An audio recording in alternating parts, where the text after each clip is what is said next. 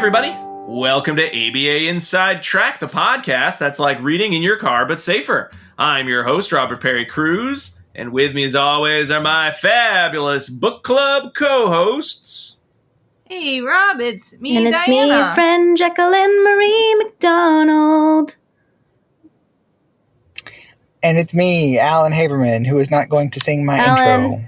You ruined it. I was hoping that you would too. And then I was hoping you were going to do that little hand thing that John Ralphio does in Parks and Rec, but you didn't. No. Well, next time. We'll practice it. Well, welcome, one and all, to our spring ABA Inside Track Book Club. Now, this is a special episode. If you're getting this in the year 2023, it means you are a patron subscribing at the $10 level. And if so, thank you so much. We do one of these every quarter. We get spring, summer, every season. That sounds more fun. We do one of these every season where we talk about when a the wind changes. book with the wind changes. We feel it. When we talk about a book and you get some CEs. If you're hearing this way in the future, 2024 or later, it means that this was released unlocked as a free episode. We hope you enjoy it as well. But you missed like 4 other book clubs. So where have you been? Come on. You got to catch up. Get to that Patreon. People say that book clubs are their favorites. People say that. Well, if they are not subscribed, they should say that. Everyone's saying it. Everybody says that. Oh my gosh, now I don't have to read that book. So thanks, Alan and company. That's what they say. Or maybe it makes you want to go read the book. That's true. It could be either. Yeah. Yes, so this season, we were inspired to talk about skepticism in research and in data. And so we put out 3 possible books for patrons to vote on, all related to the topic of skepticism or superstitious thinking. And the winner of the poll was Calling Bullshit by Carl T. Bergstrom and Jevin D. West. The Art of Skepticism in a Data-Driven World. So we're going to be talking all about skeptical data review, of which some of this I think we found useful, some of it we found less useful, and have differing opinions as to how we felt about this book by the time we were done reading it. So we'll start real quick with the background of the authors, then we'll jump into some initial thoughts on the book, and then we'll go into some of the different chapters and kind of hit some of the big points. I think this book did lend itself pretty nicely to a chapter discussion because each chapter was slightly different in terms of what they were discussing, which is always nice. It makes it a little easier to discuss.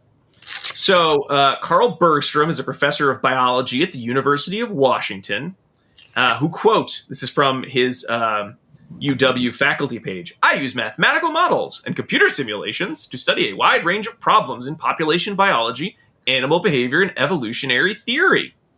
And according to his personal webpage, he likes the idea of studying systems and communication systems, specifically right now, social media and disinformation. And if you looked up a picture, did anyone look up a picture of the authors? No, but I usually do. Carl Bergstrom looks kind of like if someone were pretending to be a professor and they wanted to sort of like have like, hey, look at me, I'm clearly he looks like he a deep-thinking enjoys professor. mathematical models. So He does look that way. When you wrote that, when I was looking at the notes and I read that, I was like, I wonder if Rob wrote that, like he enjoys mathematical models. Hold it up so they can see. Oh, yeah. They didn't look. Here they are. He kind of They're looks in the like... back of the book? I didn't even see them. Oh, yeah. I read all the way to the last page. I love him.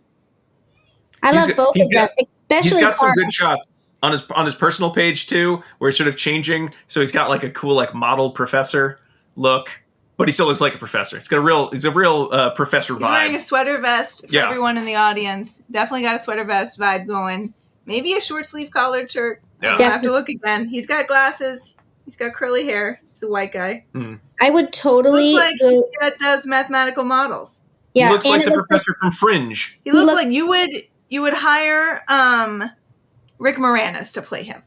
Yes. I also think that he is a coffee drinker and likes dark chocolate. You think so? Yeah.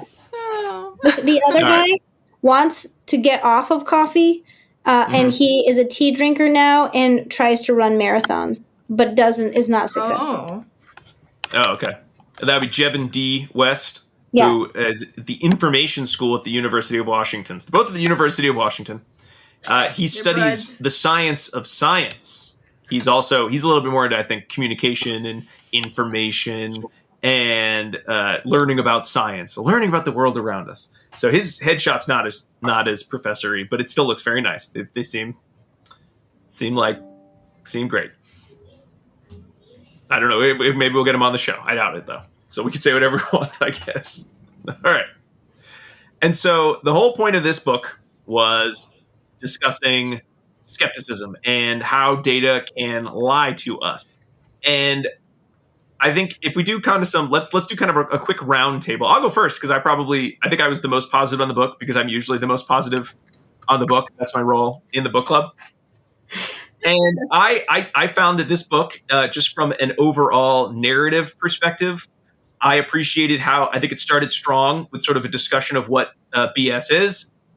Then it had some sections on how data can kind of be used and manipulated. Then it got really boring and was talking a lot about math and had a lot of equations. And I was checking out. I was getting tired. But then they brought it back around and started talking about things that one could do in terms of looking for BS. So it felt more suddenly practical. Like they put the practical stuff. Here's what you could do now. If you remember only one thing about this book, they put that all at the end, which was great. So it sort of ended, I thought, on a strong note. Unlike many of our books, which tend to start really strong and then make the same point for the remaining 200 or so pages and then sort of end. So in terms of narrative structure of this nonfiction book, I quite enjoyed that. In terms of content, I found some of the sections looking at sort of graphical visualizations to be interesting. I thought it was a little bit more in line with what we do, although more of it had to do with sort of the aesthetics of graphs. I really enjoyed discussions of some of kind of the social media misinformation. I wish there'd been a little bit more of that. Me too, and Rob. I thought the ending in terms of they told you what they were going to do. At the end of this book, you're going to be able to call BS in a polite enough way. And I did like the general message of the book in terms of BS not being just somebody trying to one-up you, but being pernicious in a way, and how we can support searching for information, not just calling people out so that they look stupid and then we feel better about ourselves. I thought that was a really interesting message that I was not expecting. So those are my thoughts. I'll go next. I really loved the preface in chapter 1 because they talked about the animals and engaging in bullshit. I liked that. I also wish that they did more on social media. I found the book not as interesting as you did, but not because of the mathematical equations. I just felt like something was missing. And I'm not sure what it is. And maybe by the time we talk about it, maybe it was me. Maybe it was my headspace when I was reading it. But I did feel like it seems like there was some cultural sensitivity missing. But I'm not sure. And so I would have liked to see maybe some different voices, right? Bringing in discussions about this. And maybe I would have also liked to see, I don't know, maybe a few more examples in like real life. Maybe not like big data, right? But I don't know. But it was okay. It wasn't my favorite. I will not read it again, probably. It won't be like my go-to book when I'm bored or in the bath. Unlike every other book club book we've done, Jackie, we just read and reread them. But if you've not thought about this before and thinking about like how something that someone's telling you may not be true, I think this is a very interesting book. But because I'm a scientist and I also agree that science can sometimes be bullshit as well, right? Not everything is, we have to have a healthy skepticism of things. I didn't find it a particularly new information, but that might be from our background, right? But if I had never even thought about that and just trusted everything that everyone told me, this would be like mind-blowing. Mm-hmm. So that's my take. I am pretty much in agreement with you, Jackie. I liked the idea of the book, and I can like picture these two guys like coming together, right? Like you and I do, right? Like one of them dropping by the other one's office, being like, "Oh, I thought of this for this chapter," right? And like they together would be very excited about writing this book. And I think that if you're very into this topic, you might like this book. But then the flip side of that is, if you're very into this topic, you already know everything that's in this book. And that's what I kept struggling with is, what is exactly the right reader for this book? Like, what is the demographic? Do you get assigned this when you go into a science field or statistics?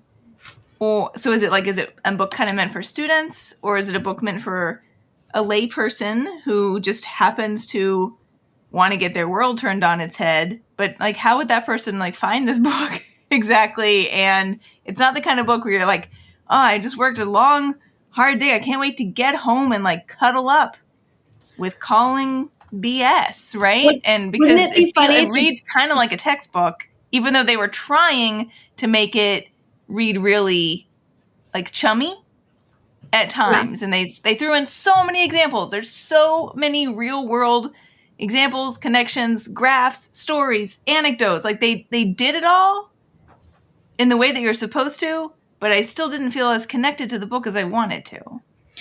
Wouldn't it be funny if you gave this book to everyone for birthday presents? Book club, ladies.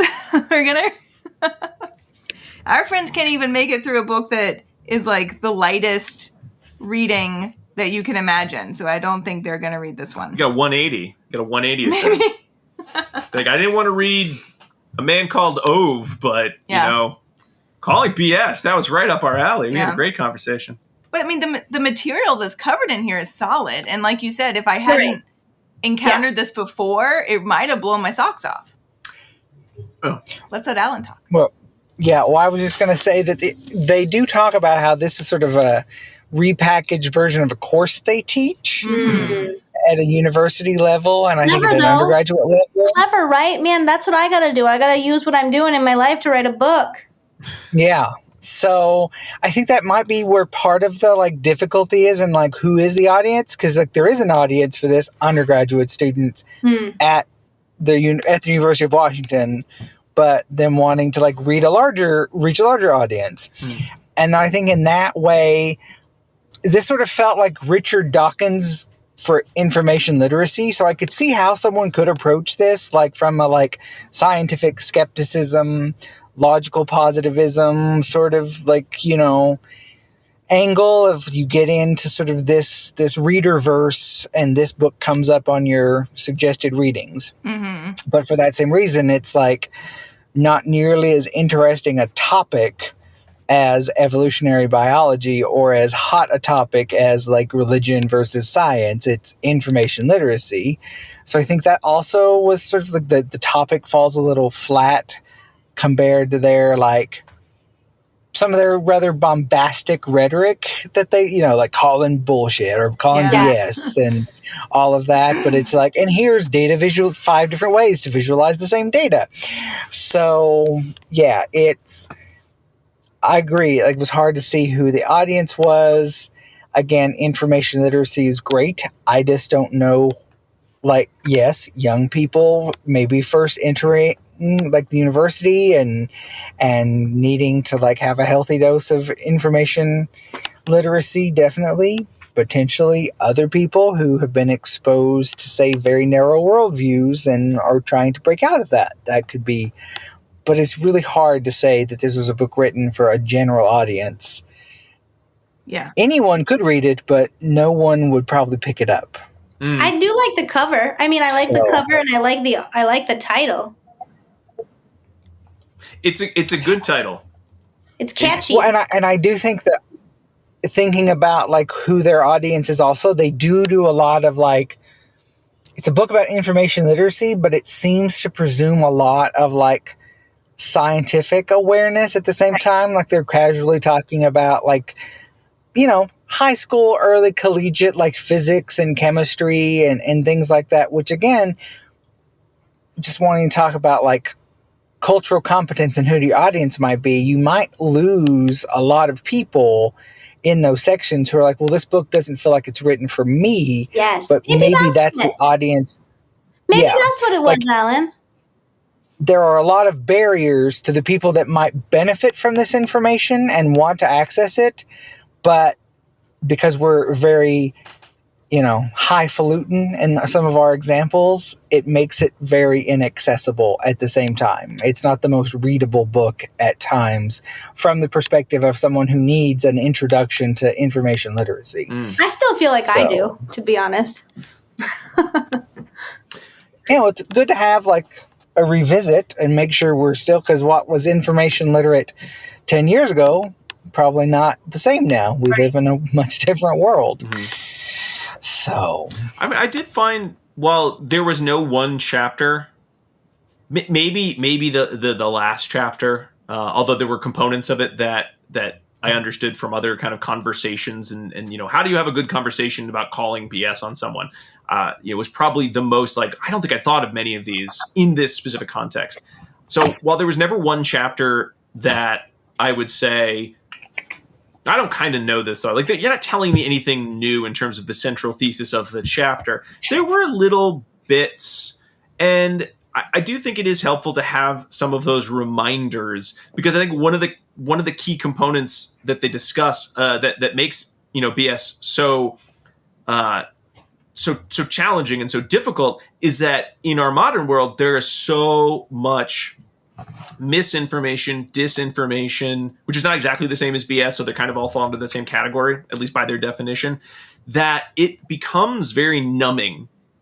I mean, how many times could we be told, if on social media, check your ethics code, you can't just take information from what people put on there. But it's easy if that's the one time it happened that week. But when you are dealing with 50, 60, 70 news stories about some new breakthrough or new science fad or new science finding, it is exhausting to figure out which ones are real, which ones are BS. And they'll even tell you kind of at the end of the book, you're not going to be able to look up every, Facebook shared article of like, look, this article, which was in the Atlantic, therefore, that's a good paper on, there was something I looked today, even Apple News was like on ice cream, and scientists don't want you to know about ice cream. And I tried to click on it to see, is this a good example of BS? But I couldn't even find the primary source. And then it was behind a paywall. And I was just frustrated and tired after maybe 4 clicks. If I were doing that all the time on every single piece of information that's thrown my way, that I may suddenly then throw out because someone's mentioning something they saw somewhere else, there's just too many cues, I think, that cue up conversations about BS that we see online, that it's hard not to be constantly talking about it, even if you don't want to. And it's impossible to keep up with fact checking it. And it just becomes exhausting to the point that I sometimes have to remind myself to do the same thing for things related to my own job, in which I could harm someone if I take BS at face value and I don't do my due diligence. And I want to save my good skepticism for things that really matter to me.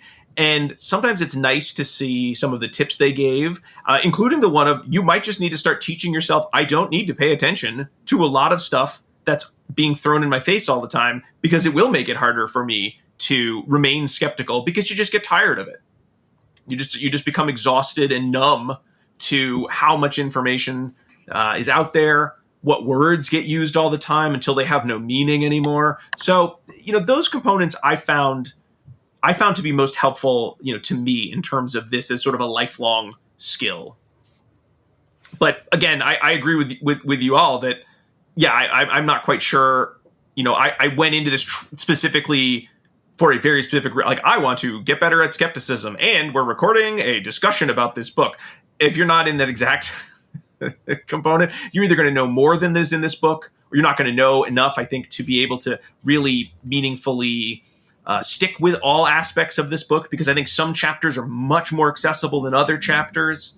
I can see a lot of people getting to the chapters on mathiness and equations and probabilities and just saying, no, I think that I'm good. I think I get it. there's a lot of BS out there, and then not getting to those last chapters, which I think are very important. Yeah. You're probably better off reading the last 2 chapters of this book if you're not going to read if you can't read the whole thing. Read those last 2 chapters. I actually agree with you.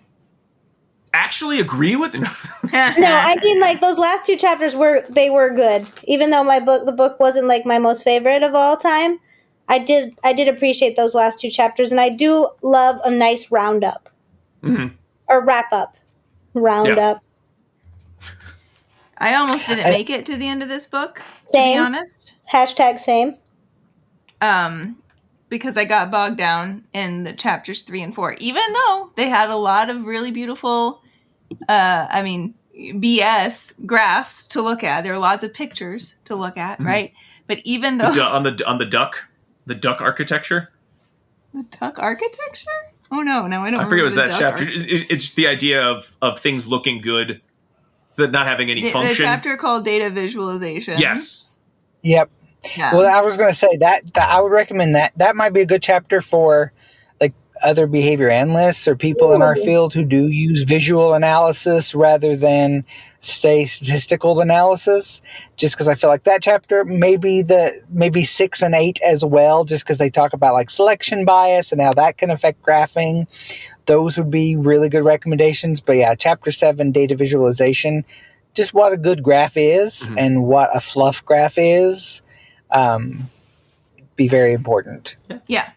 But it was long, and it included a lot of examples. And maybe we're going to talk chapter by chapter, Rob, so I don't want to get into it too much. But then the end of the book, the last 2 chapters, they stuck so much good new information in there that it really kind of brought it back around to me. But I almost didn't make it through the quagmire that was the middle of the book.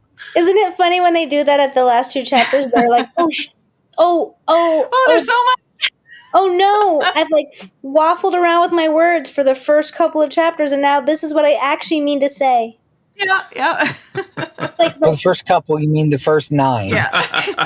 It wasn't that waffly. It's so professory, right? Like, let me tell you everything, and then I'll get to the good points, like right at the end before the bell rings in high school. I say by the bell.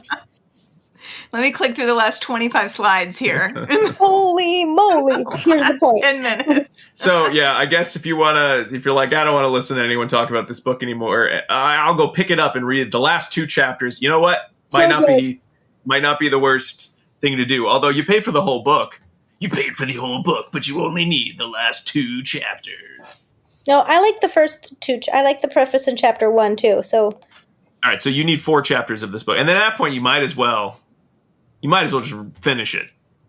I found that so fascinating. So can we move on to chapter 1 so I can talk about how fascinating I thought it was? Let's go into it. So again, if you haven't, if you're sort of coming to this book new, or you haven't read it yourself, some of our sort of sum ups, you don't quite get the context.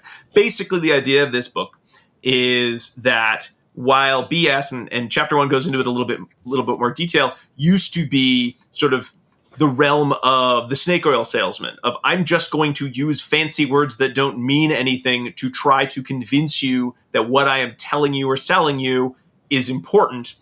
We don't live in an era where that works quite as well, though it still could work some. We live in an era where it's very easy to sell your BS using math and science, or what looks like math and science, which is a lot harder for the average person to necessarily understand when they are being taken for a ride, because it is very easy to camouflage your BS with terms or graphs that look very fancy. Or you say, well, it's part of an algorithm. It's like, well, I don't know anything about computer science. So if it's an algorithm, it probably is true.